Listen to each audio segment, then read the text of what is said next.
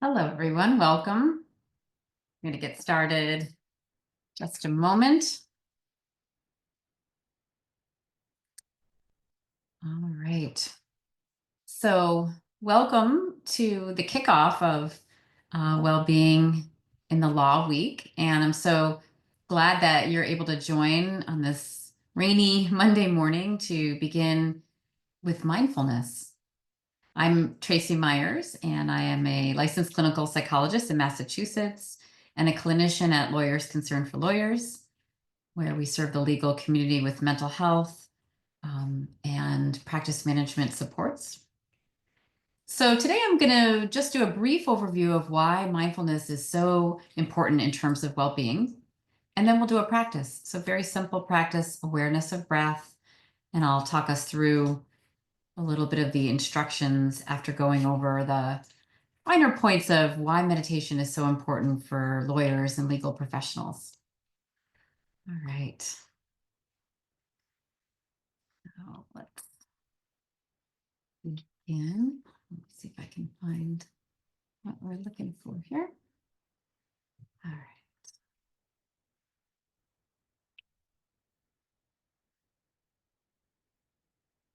All right.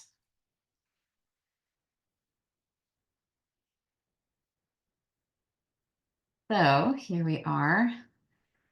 And really, when we think about mindfulness as a tool for well-being, it can be much more than that. But I want to stay very kind of specific today of how it can be part of your well-being journal. So just a few slides to talk about the importance of mindfulness. So the idea that mindfulness can change your brain is one of the really fascinating parts of the research that's happened in the 21st century. Through the neuroscientists and different labs, they've looked at how much mindfulness can impact a brain's health. So this article, Harvard Business Review in 2015, moving it from something that would be nice to do to a must-have to support self-regulation. And self-regulation is really referring to our ability to control emotions, right? Emotions that are coming in and out of our nervous system, help us with decision-making capabilities, and to protect ourselves from toxic stress. And notice it doesn't say prevent stress, but prevent or protect rather ourselves from the toxic effects of stress. So mindfulness can help us to manage the stress that's coming in, regulate our emotions, and help us cognitively to make better decisions. So lots of studies since 2000, the year 2000, there's been thousands of studies looking at the benefits of mindfulness. I always go to this study, though. I find it to be really simple and help us understand why mindfulness can be so important in terms of our well-being toolkit. So this study, all the way back now in 2010 out of Harvard, looked at something called mind wandering. How often during the day do our minds wander? And they asked subjects throughout the day what they were thinking about right now, how they were feeling, and are you thinking about something other than what you're doing, mind wandering? And basically, the study showed, and not surprisingly from the title, A Wandering Mind is an Unhappy Mind, that our minds are wandering about 50% of the time. So during our waking hours, even when we're doing something like listening to me today talking, your mind is doing something else. And what is even more interesting is that what people showed when they were mind wandering on this survey was that, in fact, they were less happy. They rated themselves less happy, even if they were thinking about something positive, like a trip or something that happened yesterday that was pleasant. So the act of mind wandering makes us feel less happy. And fortunately, the reverse is true as well. Researchers have found that when we focus on something in the present moment, which is essentially the definition of mindfulness, we feel better. So the very ability to come back to the present moment is one of the keys to having more balance and feeling happier. And I think about this study a lot because we don't have to be doing 40, 50 an hour's worth of meditation every day. But in fact, can we keep bringing ourselves back to the present moment in small amounts? And I'll come back to that at the end when we talk about ways to integrate mindfulness into daily life. So more backup supporting the idea of mindfulness, National Task Force on Lawyer Wellbeing. Mindfulness can enhance competencies related to lawyer effectiveness, increased focus and concentration, working memory, which means being able to take information in long enough to be able to then store it or do something with it in your memory, critical cognitive skills like cognitive flexibility, problem-solving skills. It can reduce burnout and help with ethical and rational decision making. On Friday, my executive director from LCL, Stacey Best, and myself are going to be doing a program on looking at our nervous system regulation using the polyvagal theory, which we'll talk more about, and how that can affect ethical and rational decision making for lawyers. So it's really important to think about what are ways to enhance the ability to make solid and good decisions. Well-being is an indispensable part of a lawyer's duty of competence, and we need tools to help with well-being. So mindfulness across the world. So of course, but many of you are already practicing or have been interested in mindfulness. Since 1979, John Kabat-Zinn introduced what is very widely recognized as one of the kind of most researched and core curriculums for mindfulness called the MBSR, or the Mindfulness-Based Stress Reduction Program. And he also began doing research almost right away on his 8-week program, and that spurred the kind of mindfulness movement. And now, around 2024 to 2025, about almost 18% of the US population are practicing mindfulness meditation in some way. So that's huge, right? 200 to 500 million people worldwide practice some form of mindfulness. And that could include yoga, could include mindful walking, mindfulness meditation, lots of different kinds of practice. And that's expected to grow. So another percent or more from 2024 to 2028. So mindfulness is really in all sorts of different avenues, including law schools, right? So many core courses now are in mindfulness. We know this in medical school and graduate school in psychology. So mindfulness has really spiked during the pandemic, and people are continuing to practice. In the US, you can see how mindfulness meditation, again, almost 20%, followed by yoga and then some other holistic approaches. So using mindfulness meditation as a mental health approach has increased in popularity as well. So in a legal workplace, if we think about why mindfulness is so important, it can affect stress reduction, help with well-being and resilience, improve focus, prevent errors and unintentional ethical violations. Again, we're going to talk about that on Friday, Stacey Best and I. Reducing unconscious bias, right? That's another really important avenue around making good, solid decisions. Mindful listening and speaking, and relationships. Even when we're in a relationship, when we are more mindful and more regulated in our nervous system, we feel more connected to people. We have more compassion.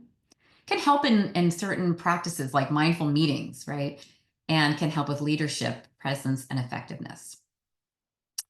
So, legal professionals, why is mindfulness especially important? In fact, we might even say it's the antidote to some of the ways that lawyers are trained in law school and beyond. And think about the lawyer brain, right? It's kind of wired for stress.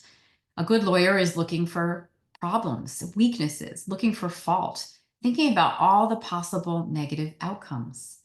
There's often a lot of conflict in the legal world. I don't have to say that, right? In the greater world as well. And you're working with people that are highly stressed, which can activate our own nervous systems, right? So our nervous systems are wired to respond to other people's nervous systems. So the more that someone around us is stressed, the more we're going to feel that in our own nervous system. The lawyer brain knows what can happen if there's a mistake, often trying to juggle and manage huge volumes of work that they may feel overwhelmed by. And then just the overall kind of atmosphere in the courtroom and in other areas that there can be a lot of opposition, right? Feeling objected to, overruled, denied, working with people that are less than civil. So over time, these patterns develop in the brain, and the brain begins to change into a more stress-focused brain. Thinking like a lawyer is also kind of this idea that the more that we think for and look for problems, what we call a negativity bias, it can be harder to feel more optimistic, flexible, and happy. So mindfulness can support lawyers, legal professionals, with its sort of healing properties, right? We can call it the opposite of worrying, thinking about the future, being lost in all of the potential scenarios. So mindfulness is a purposeful, clear, available quality of attention. It actually relates to an innate capability to cope and thrive and be resilient. And it helps us to relate to whatever is happening in the present moment. John Kabat-Zinn, who I talked about earlier, who created the MBSR program, he talked about paying attention in a particular way on purpose. So that means actively paying attention to something in the present moment and non-judgmentally. If we go back to the lawyer brain, just quickly, right? That's the opposite of how many of you all were trained, right?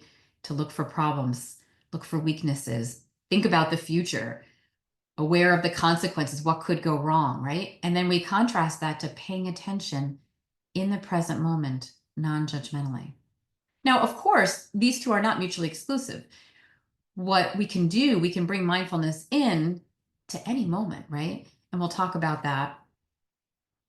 So the idea of regular and consistent practice, right? How do we build this muscle of mindfulness and still do our jobs?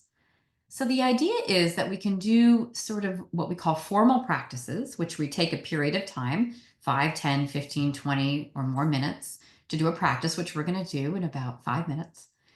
The more we do those, the more that we do start to find changes in the way our nervous system is wired. In fact, we can make significant changes in the structure of our brains. There's been research showing how when we practice regularly, we are less reactive.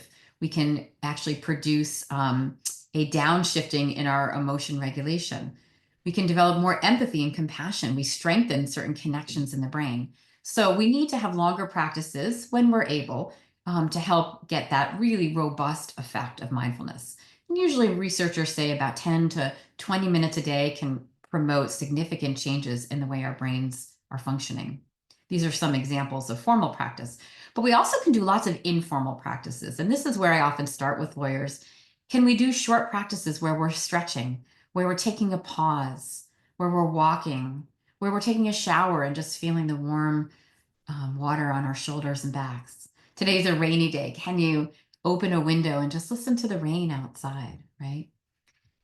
Even when we're brushing our teeth, right, we can start to link mindfulness to things that we're already doing. So these informal practices can help us come back to the present moment, back to our wandering mind study, right? If our minds are wandering about 47% of the time, if we do informal practices, let's say we do 10 or 15 of these a day, takes about 2 minutes or so, then suddenly that percentage of 47% of mind wandering is down to 40 or 35%. And we're actually feeling better just by paying attention.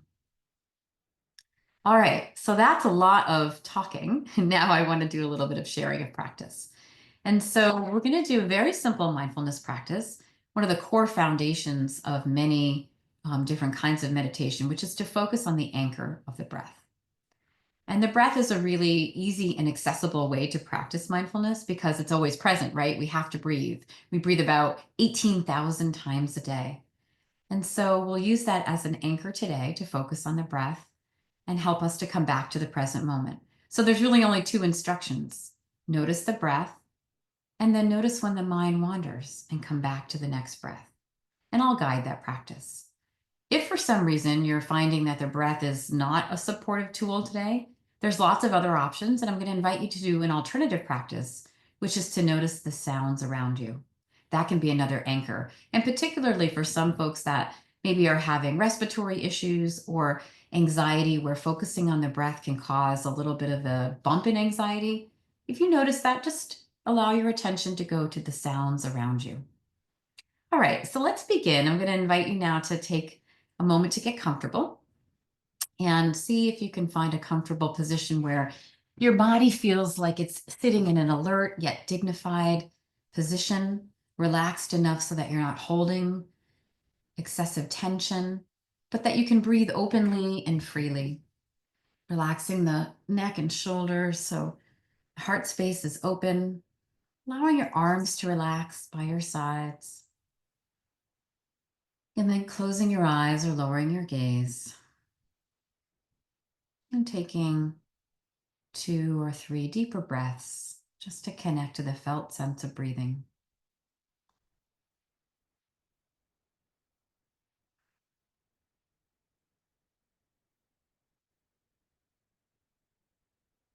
Taking your awareness into your body. And maybe you notice where you feel your breath most predominantly this morning.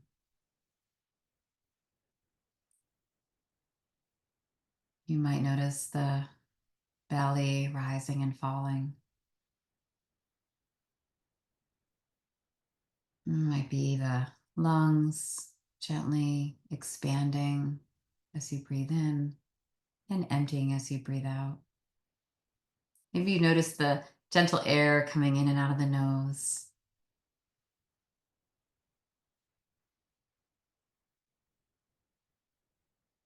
And then letting go of controlling your breath.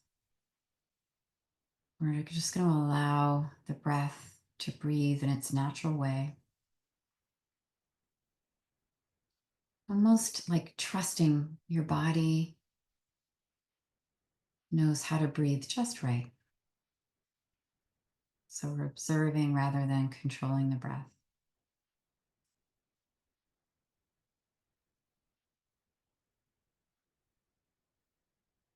And beginning to track this next cycle of breath, noticing the inhale as the breath expands through the chest and lungs and falls away on the exhale.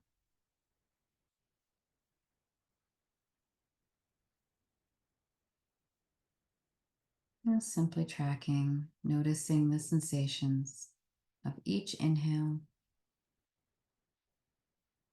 and each exhale.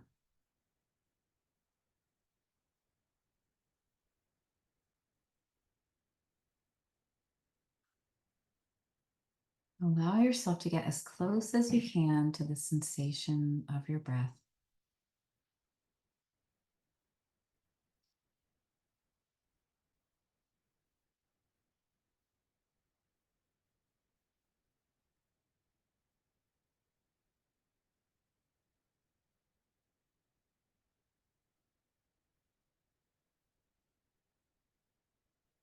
See if you can use the awareness of breath to anchor to the present moment.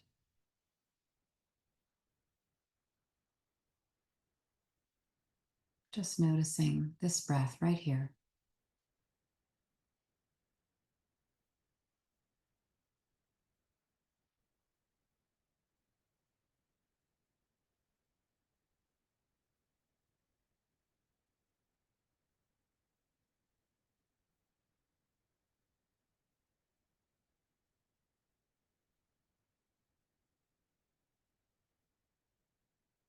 And noticing this breath.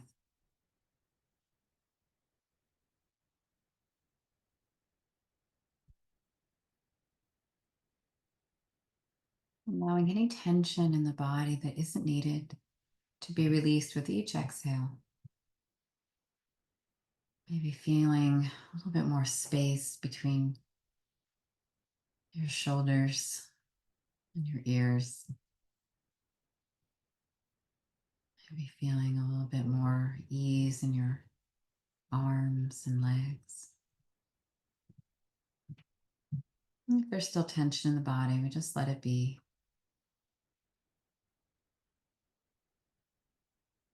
And still allowing the attention to stay with each breath. Gently in and softly out.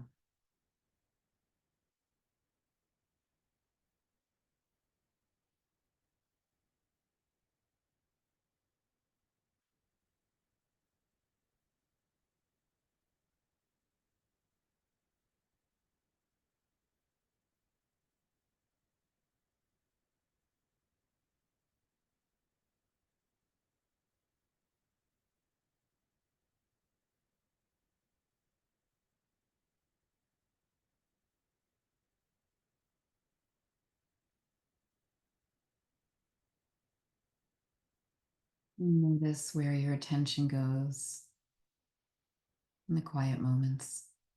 Are you staying connected, or if it wanders, just notice. Each time you notice your mind wandering, you're doing the practice just right. That's mindfulness. That's a moment of mindfulness when we notice the mind wanders and we come back.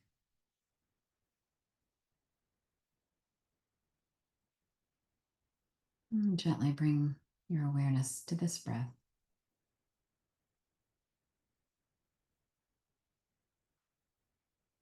Gently sensing how the chest expands as you breathe in and falls away as you breathe out.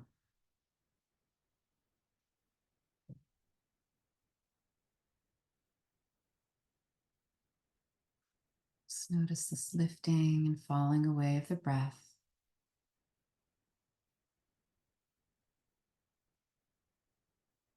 Just completely familiar. This reliable anchor to the present moment.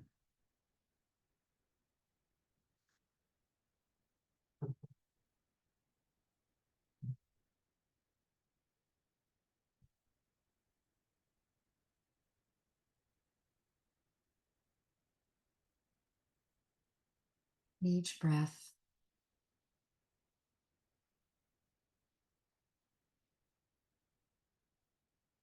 another opportunity to come home again to the present moment.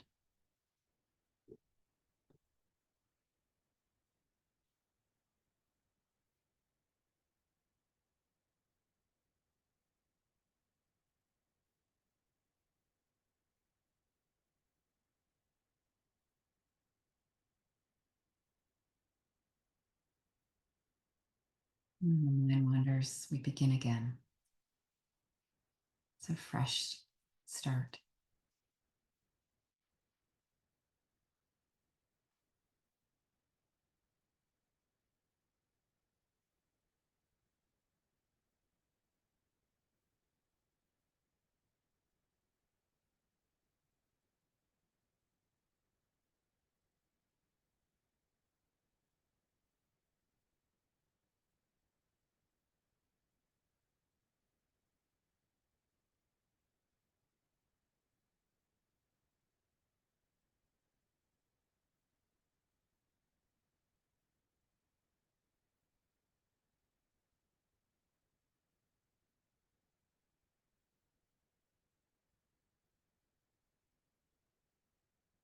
Imagine your body's being breathed, right? You don't have to do anything, just simply noticing, almost like a wave or a warm light moving through you.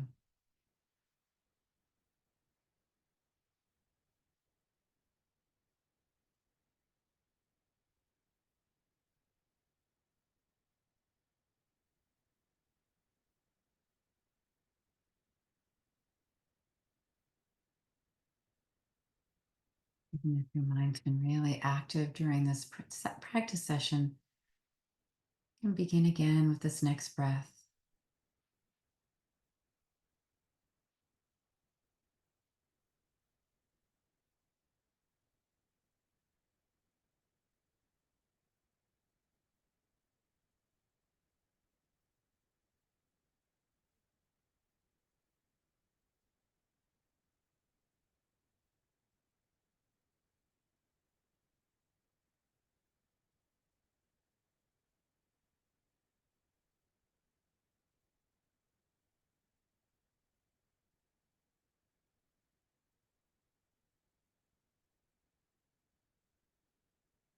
And then gently expanding your awareness now to include how your body's feeling.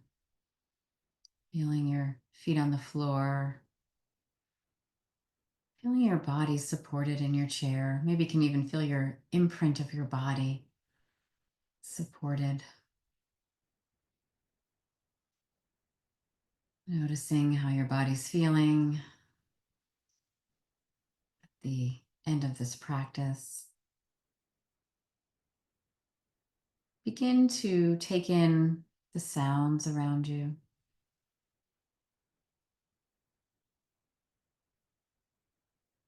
Slowly coming back to this space, opening the eyes.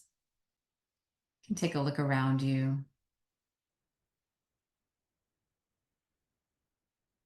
letting your senses be the doorway to still staying present, but taking in more of your external world. And then maybe a little gentle movement, letting your body gently move in a way that feels supportive and nurturing. And then coming back to fully awake and present. Thank you for practicing this morning. I see someone was saying their mind is no longer wandering and it feels great. Yeah. Oh, it's such a simple thing to be able to feel a little bit more spacious and less gripped. So I really appreciate that. See, I was going to look at a question answer. Oh, you're very welcome.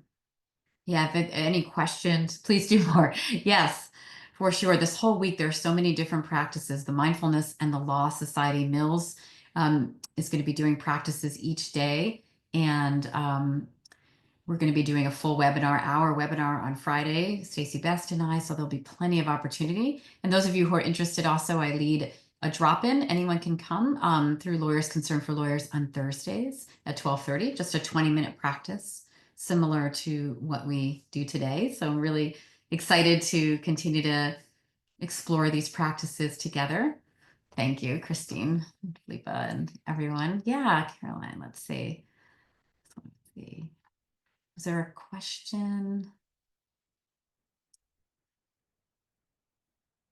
Let's see if there was a question. Okay, maybe not. All right. And final thing I wanted to show you, I wanted to end with the slides today. All right. Just lots of tools. So, the idea that we can practice on our own, can join me and all my colleagues that are leading practices, and also just lots of good ways to integrate mindfulness on a regular basis. These are some really good apps. There's so many, and probably like many of you, you've tried a few of these, and I go back and I alternate, and I find that I get a lot of benefit out of these different practices. So please feel free to email me if you have any questions about supports or things that you might find helpful. And that is me. So if anyone wants to reach out, feel free to email me at LCL.